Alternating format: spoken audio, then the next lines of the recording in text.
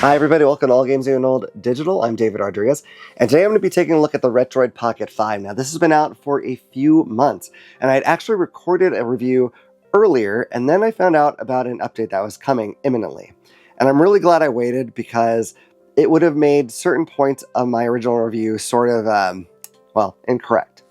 And so now that it's improved in some ways, which I'll talk about, I think it's a perfect time to talk about how it's been working for me. I've got it since launch, so it's been around 3 months or so that I've had it. And I'm going to tell you about what it can do. So first off, let's talk about the specs on this thing. So it has an Adreno 650 GPU, 8 gigs of RAM. It has 128 gigs of storage on board, also has an SD card slot. I have a 1.5 terabyte card in here because I like to just have everything at my fingertips all the time. So that's what I do. Not everyone does, of course. It's running on Android 13. And let's talk a little bit about the screen. So this is it's not a massive device, and I want to kind of compare it to some of its contemporaries. And that's tough to do in a way because this is sort of in an interesting power level, I think.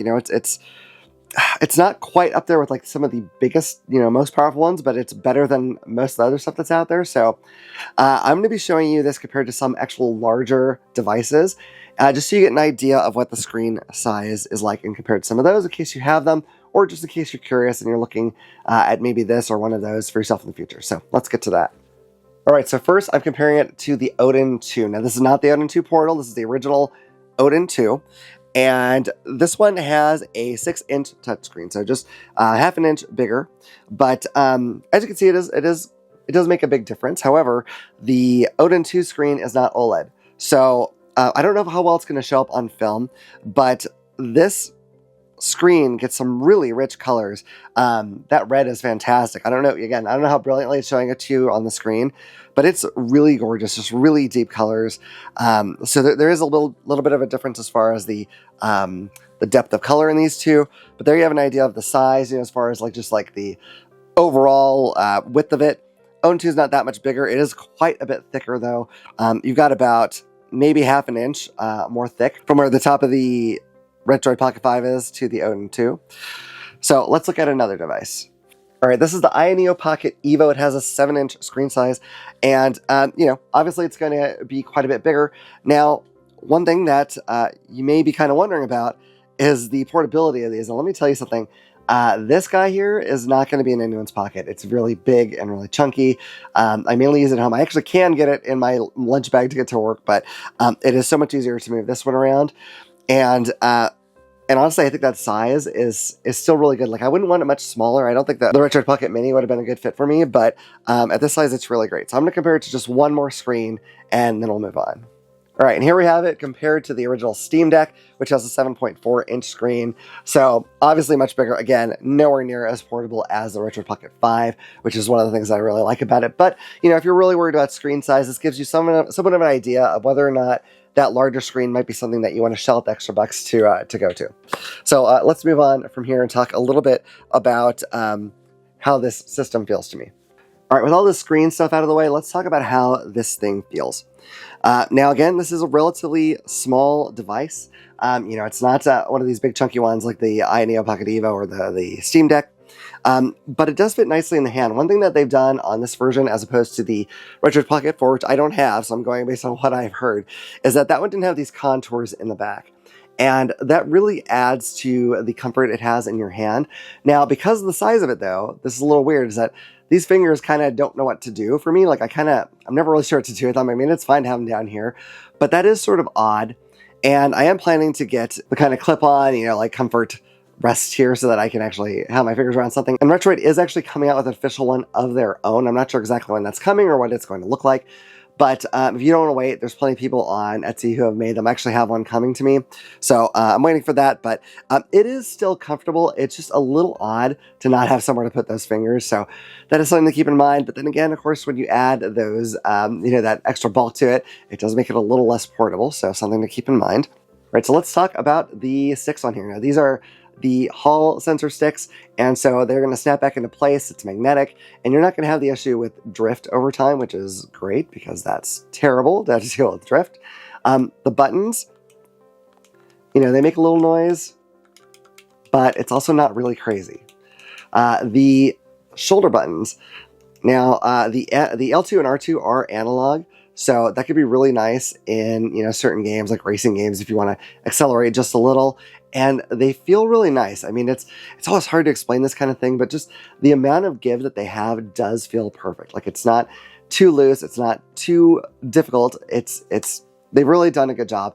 I remember on the Retroid Pocket 4 there was some issue with the trigger buttons, and I'm not sure exactly what that was. I know they resolved it, but I have not had any problems with these out of the gate here.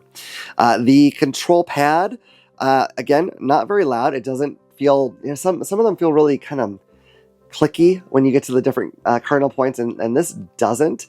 You know, it's not quite like a Saturn control pad where it's, you know, the full circle and it really feels like it rolls. It's not quite that. I would love to have that, but it does feel nice. Now up here you have your select and power buttons, as well as your back and home buttons there. Those are, you know, not very noisy. You don't need to press them very often anyway, but they're perfectly responsive. On the top you have the power button and the volume button. You know, those are also very quiet as well. The bottom, you have the slot for your SD card here. It is a little hard to pop that open, but, you know, not too difficult. And if you have fingernails, you don't bite them like I do, you won't have so much problem with that. There's your headphone jack there, which is fantastic because I like to have sound, but I also like to play while someone's sleeping next to me sometimes. And there is your USB-C port there for charging or for doing video out. On the back, we have everything you need to keep air flowing and keep this device cool. So, you know, I think that's actually kind of a nice pattern. You know, it's not, you know, you're not looking at that for the most part, but it does look nice. You have a little Retroid logo there, so that's all well and good. And I don't think I mentioned before, but this does have Wi-Fi 6 and Bluetooth 5.1. So you have those available to you. I mainly use those to get my retro achievements. All right, now one of the most important things in any of these handheld consoles, at least for me, is the battery life. This has a 5,000 milliamp hour battery, which give you an idea of how much power or how much time rather you're going to get out of that. Let me tell you about a few things. So one thing I tested was putting it in sleep mode while I slept, and it does drain the battery a little bit. I found it lost about 4 to 5% of its power overnight. Not too bad. I've heard some devices lose a ton, and that was not the case here. Now, when you're playing games, this is obviously a lot trickier because if you're playing Game Boy games on this, it's going to be a lot different than if you're playing PlayStation 2 games on this. But that being said, you can expect between probably 3.5 to maybe around 11 hours of battery life on here. Again, it's going to depend on what you're playing. If you're mixing and matching, you know, obviously it's going to go in the middle somewhere. But not too bad battery life for this, honestly, at all. If I'm on the road or, you know, at work and want to play with it at lunch, I don't need even the full 3 hours. So if I want to play something, you know, pretty demanding, I can do that without having to worry about it dying. So no real complaints here. I'm actually really happy with how long that lasts, even with those high-end games that you might want to play. Now let's talk about the brightness. I really like a very bright screen in general. Like, I like to have it pretty bright. That being said, right now it is a little bit darker than I usually have it. I think this is going to show up a little bit different on video, so forgive me for that, but let me pull this down here. So right now we're about, I don't know, maybe a quarter of the way up, and usually I'll have it about halfway. Let's see if you can tell the difference here. So that to me is a really good brightness, almost in whatever light I'm in. Now, if I want to really boost this up and go full brightness,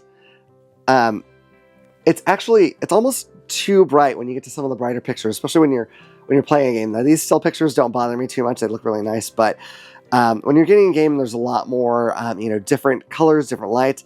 It really is almost too bright for me, so I don't keep it at the highest setting with this like I do with some of my other devices. Now, if you go all the way to the bottom, it's really quite dark.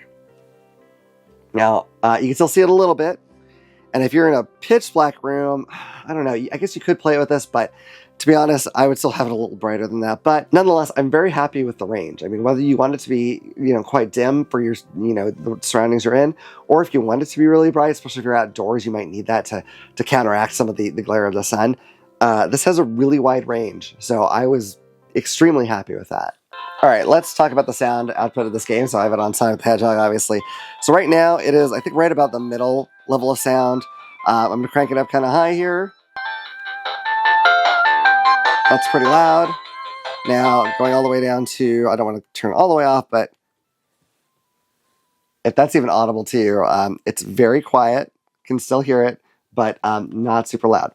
Now, one thing that people have mentioned that some people have said that the one of the speakers actually does not produce as good sound as the other. Now, I have not been able to pick that out personally. However, I believe it's true. There was somebody who created a script you could run on this to fix that problem, but they are now actually working with Retroid directly. So I expect a patch to come out sometime in the near future to fix that sound issue. That being said, it hasn't bothered me at all. So the sound has been pretty good. I certainly have devices with worse sound than this. So, you know, I can't really complain, but as good as it is, it's nice to know that it's actually going to get even better. No problems with the sound here whatsoever. It's great. I really like that it has the front-facing speakers instead of the down. I just think that creates a lot better sound. It doesn't usually sound as muffled, and it's, you know, it's coming right at you. It sounds right, and it sounds good. So I'm happy with how that goes here. Also, of course, headphones work great on this, no problem. All right, starting with Android games, I'm going to show you the kind of things it can run. So this is Horizon Chase, running it absolutely beautifully. I know I'm going to have trouble playing this while I'm actually talking, so expect a lot of crashes like that. But no issues so far. I don't play a lot of Android games on here, to be honest, but I do have a few, and so far they've run beautifully. No issues so far. I know with, especially like my iNeo Pocket Evo, that one does have issues running some games, I think because of the chipset. But this uses a common enough chipset that I don't think it's going to be much of an issue. And it seems to handle these games really, really well. So, no complaints here. Now, speaking of that gamepad, let's talk about how well it performs as far as, you know, false diagonals or accidental diagonals. And I'm happy to say that with this particular device, I've had no issue. Now, I'm playing Gremlins 2 here, and the reason why I picked this one is because I did have difficulty with this game on some other devices, specifically the Powkiddy RGB30. I'd be trying to do a straight across jump right here to get to that platform, and every time, no matter how careful I tried to be, he would jump diagonally into the pit there. Now, if I die doing like that, now if I die doing it, it is my fault like it just was. The other nice thing, ooh, tomatoes for some reason. The other nice thing is doing diagonals on purpose is not hard. It's very responsive, no matter what I'm trying to do, and I haven't had any kind of issue with that whatsoever. So, overall, they did a great job here. They didn't skimp on that gamepad at all, which is always a big concern to me because so many of these retro games feel so much better using a gamepad than a control stick. I don't know. It just feels wrong for some of these to use a stick. Others might disagree, but in my opinion, you need to have a good gamepad for sure for a majority of the retro games out there. All right, so now I am playing a 3DS game. I'm using the 3DSS emulator. I actually just swapped screens there, but that's okay. Some people use the Lime 3DS emulator, and I do have that. For some reason, it just sometimes will not boot up for me. I don't know why. It might just be the version I have. I might just need to update that. I haven't tried because this 3DSS one seems to work really well. But as you can tell, it's running really pretty smoothly. I haven't had any issues on this game. However, I have had troubles with some others, so let me get to that. All right, here I'm trying to play Metroid Prime Federation Force on the 3DS, and it is not going good. It's extremely choppy, the sound as well as the graphics. This is not a way you would play this game, so that could just be an issue with this particular game not working with the emulator. I'm not certain. I did have this going on Line 3DS at some point, and it didn't work there either. So I think it might be just it might just be an issue of emulating this particular game. I don't know if it's the power of the device or not, but regardless, you may run into that where some games are just not going to function for you. All right, so here I have F-Zero GX running on the GameCube. And I'm going to have a lot of trouble driving this one while I speak. But if you can see in the top right corner, maybe a little tough. It's almost getting to 60 frames a second. Not quite, but well up there. And it's running really smoothly. And this is actually a pretty demanding game. So pretty happy with this. It can I haven't had any issue with anything I've thrown at it as far as GameCube goes, which is great because it looks like a GameCube. So I'm really glad that it can run that well. It'd be kind of lame if it couldn't. But if you're looking for some GameCube emulation, it can certainly handle that. All right, here I'm playing Black for the PS2. It's running at right about 30 frames per second pretty consistently. I'm also really bad at this game because I have not played it before. But regardless, it's running how it probably should, and it's killing me as it probably should. But yeah, not too many problems with PS2. There are the occasional titles that don't work. Sly Cooper, for whatever reason, is kind of notoriously difficult to emulate and have it run well. I tried running it. I tried lowering settings as much as I could, and it still ran in slow motion, which is a problem that I also had with the Odin 2 as well. So it's not unique to the Retroid Pocket 5. I think even more powerful systems have trouble running that one for whatever reason. I don't know if it's the cel-shaded graphics or what that make it so difficult, but something definitely does. I just died. That being said, the great majority of the PS2 games are going to run on here just fine, and hopefully will run with better skill behind them than I just showed playing Black. Alright, here I am playing DuckTales Remastered on the Steam emulator for the Wii U. Now, I know this isn't the most, I guess, it's visually impressive game I could possibly show for this, but the problem is, most of the other ones I have are actually Nintendo published, and Nintendo's being kind of Nintendo lately, so I'm a little nervous about showing too many of their games on here, to be honest. That being said, I have played like the Wind Waker HD Remaster, and that works great, as well as like Super Mario 3D World, also works fantastically. So it's running these pretty well. I'm sure there's going to be games that it will not run. I've had trouble just getting compatibility with that emulator, so I haven't been able to try a ton of things, but I'm certain there'll be some that it struggles with more than others. But that being said, if you want to play some of these Wii U games, this will certainly let you do a lot of them. All right, here I am playing Hollow Knight on the Secret system, speaking of the Big N, and this is running really well. And for that particular system, you're going to want to think of this as kind of a bonus thing.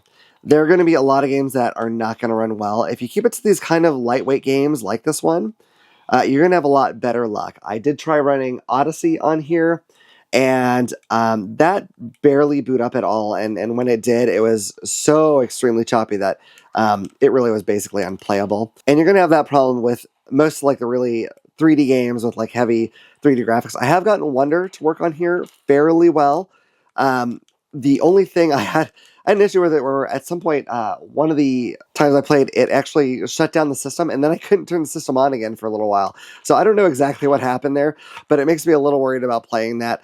Now, granted, there are a lot of emulators for that system, as well as a lot of backends that you can install on it for it to run off of, and all of those things could affect how it runs these games. So it's worth kind of experimenting around and just sort of seeing what works best for you in the games you want to play. You may find that you want to use some emulators or some backends for some games and not for others, and it just takes a little bit of experimentation. But it will run these lighter weight games if that is something that you're looking for. Okay, now you may remember from the beginning of the video, I talked about how I was actually glad I waited on doing the review for this because an update made something work a lot better than it used to. And what I'm talking about is running Linux off this thing and specifically doing it to do Xbox emulation. So first off, let me kind of show you how that works. I have flashed Rocknix to this SD card, and so what you have to do is you have to pop this into your system. And then once you've done that, you're going to hold down the power button until the option comes up to restart. And for some reason, you cannot just, it won't let you just boot from this from a totally off position. You have to have this on, put your SD card in, and then tell it to restart. I don't know why that is. So what you're going to do is you're going to tell it to restart, and then you're going to hold the volume down button as it does so.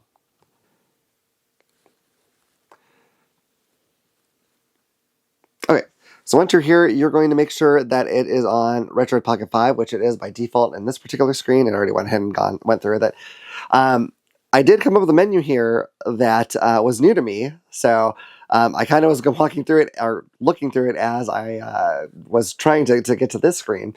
So it was a little bit weird, but looks like there's some new steps you have to go through. But anyway, that was a shock to me, but either way, you have to choose the loader option to load into it and then hit start, and then it'll go into it and let you pick either the Retroid Pocket 5 or the Retroid Pocket Mini. Again, that's new to me, but there it is. Okay, so I have Rocknix loaded on here. I do have some games systems other than Xbox on here. I've got TurboGrafx, Dreamcast, PlayStation, PS2, PSP. I have PS3 on here. I have not gotten anything to boot up with this yet. I know it can be done. There's probably something that I am doing incorrectly.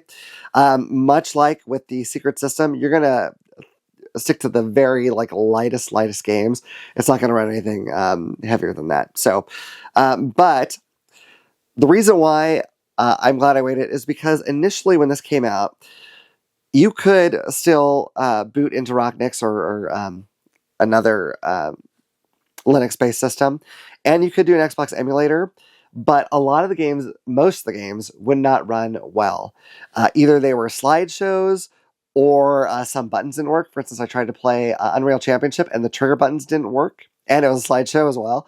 As you can imagine, no trigger buttons means you can't shoot, which is not great for a first-person shooter.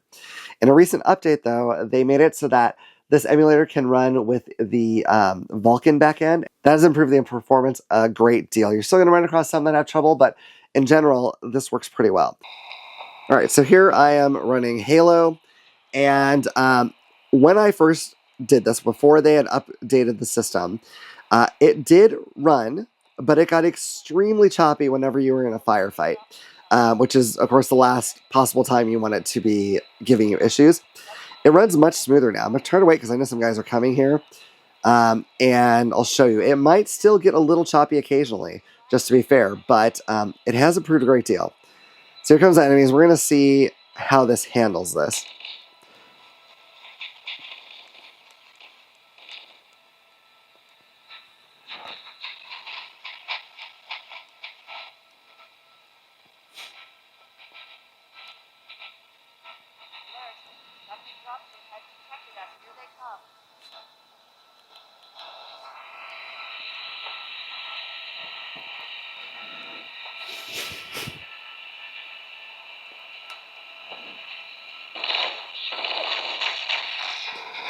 So it's very hard to see the frame counter at the top. It's very, very tiny. But it looks like it's running at least at a decent frame rate, a playable frame rate, which is not what I could say about it before. Now my skills, of course, doing very badly. It's very hard to talk and play at the same time I'm fighting. But regardless, it is running pretty smoothly. You will still have some problems in some other games. So let me show you that.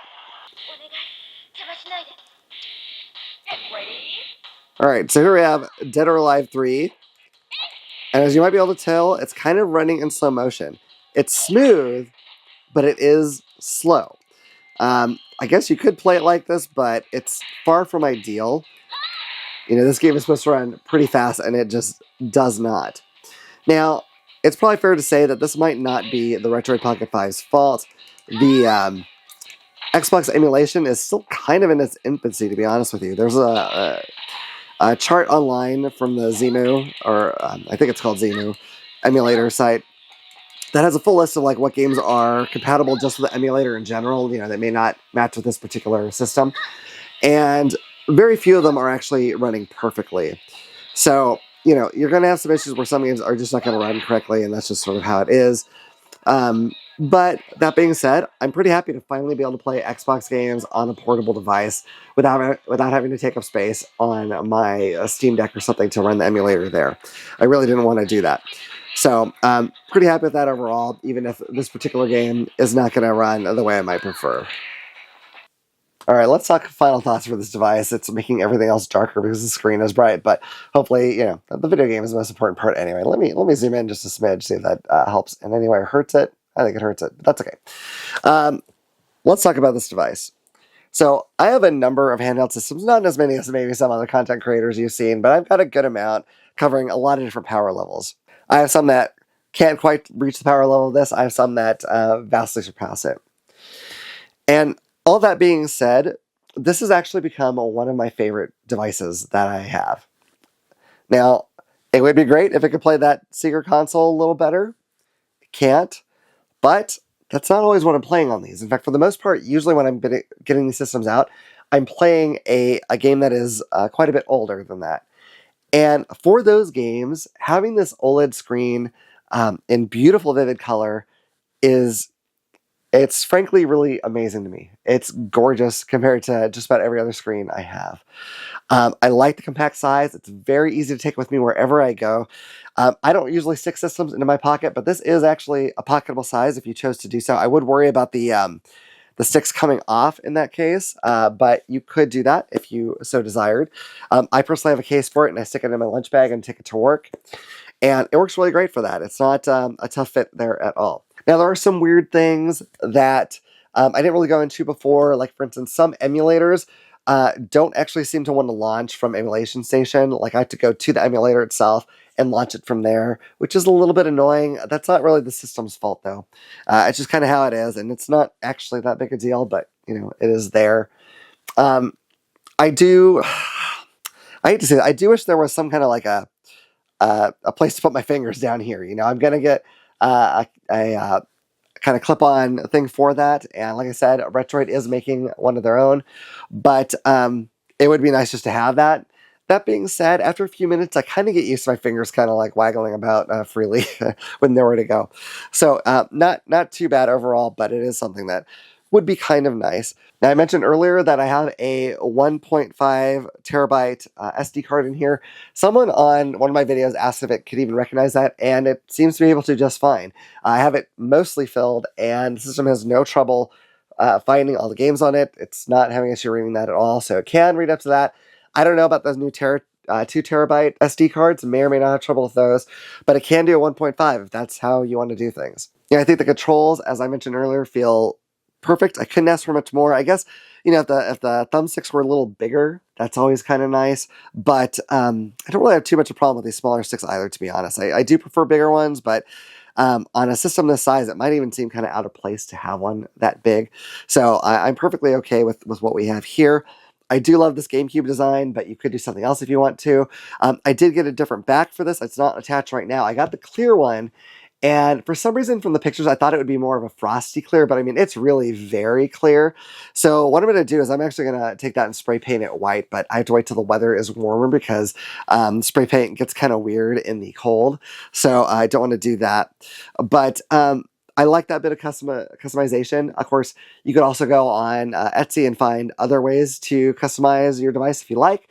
I'm not even sure what all is out there because I don't really want to change too much because I like the GameCube scheme I have going here. But I am very, very impressed. I doubted, honestly, whether or not I needed this. I had the Odin 2 already, and it can play everything this can and honestly more, but it is a chunkier device. And I'm actually so happy with the size of this and the beautiful screen that I'm really glad I got this. I spend a lot more time lately on this than I have on my Odin 2, which is still a great system. I don't want to get rid of it. It's fantastic, but I'm really, really happy with what the system can do. My hope is that with new updates, that sound issue, which again, I didn't even really notice, but I'm now aware that it is out there, will get fixed, as well as any other, things that just might make things run a little easier, but I honestly don't have a lot of complaints here. The change between the very dim to the very bright is fantastic. The volume range is great. The sound, again, they're fixing it, but it's pretty good as is. There's not much negative I could say about it, other than just that one thing of when you're holding it, it feels a little weird. And that's it. So, on this channel, I give things a score from 0 to 10. 0 is something that is non-functional or makes me so upset or sad that I wouldn't want to inflict it upon anyone. 5 is a complete take it or leave it kind of device. Whereas a 10 is either perfect or it's so good that the imperfections don't really matter. And so, for the Retroid Pocket 5, I'm going to give this a 9. It is really, really, really damn good. For 220 bucks, this is an excellent, excellent choice, especially if you're not really trying to play those more advanced secret console games. There's no reason to spend the extra bucks for one of those if you can play what you want to on this, unless you really, really, really need a bigger screen. But honestly, after a couple of minutes of playing, I kind of forget that the screen is smaller anyway. I'm like so focused on the game, and you might be the same. So something to think about there.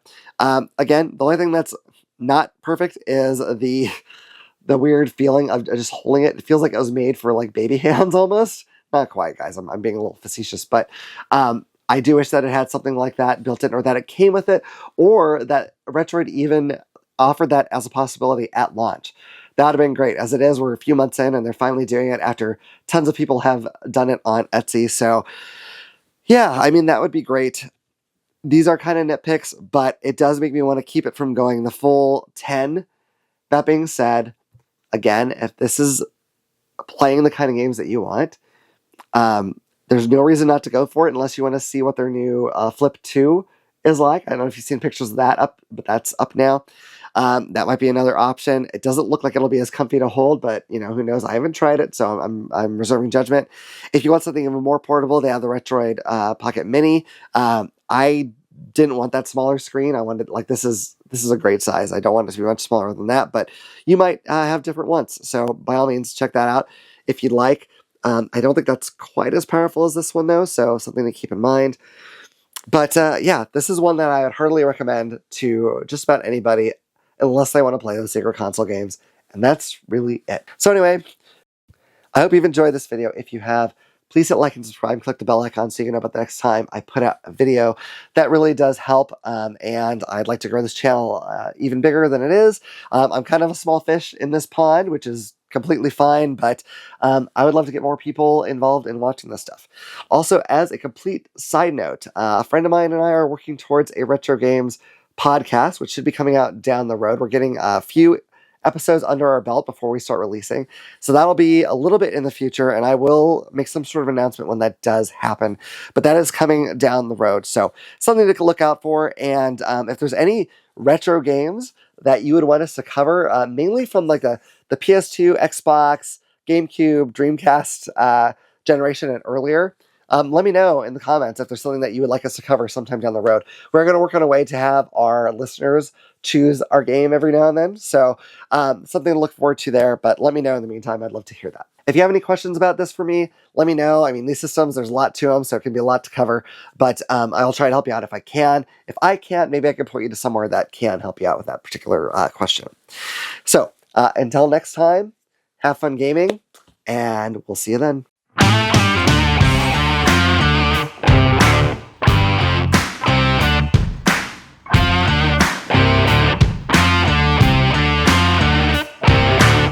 All right, you made it to the end of another video. If you want to help the channel out, make sure you like it, subscribe, leave a comment if you can. All these things really help, and make sure you tell friends about us, because that would also be fantastic. Yeah.